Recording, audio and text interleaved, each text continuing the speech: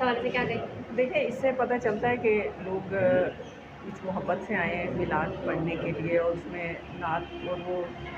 بارگاہ رسالت صلی اللہ علیہ وسلم کے حضور جو ہدیہ عقیدت پیش کرنے کا ان کے اندر اتنا جذبہ ہے کہ جو لوگ رجسٹر نہیں ہو پائے وہ بھی آئے ہیں، اور وہ چاہ رہے ہیں کہ وہ پڑھیں، اور ان کے ظاہر ہے ہم نے ٹائم کو بڑھایا ہے افطار کے بعد، تاکہ جو لوگ نہیں پڑھ پائے ہیں نعتیں، وہ خواتین بھی وہ نعتیں پڑھ سکیں، اور لوگوں کا جذبہ اتنا ہے نعت پڑھنے کا کہ ہم ان کو بالکل بھی منع نہیں کر پائے. ہم نے چاہا کہ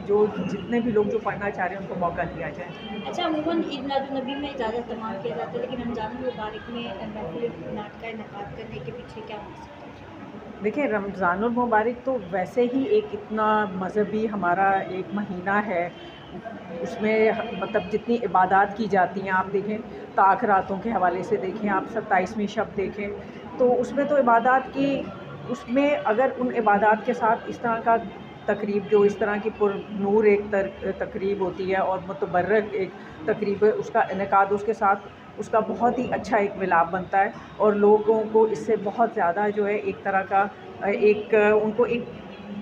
جن کو پڑھنے کا موقع ملا خاص طور پہ، وہ تو بہت خوش ہیں کہ ہم اس عبادت سے، یہ بھی انہوں نے ایک عبادت کے طور پہ اس کو بھی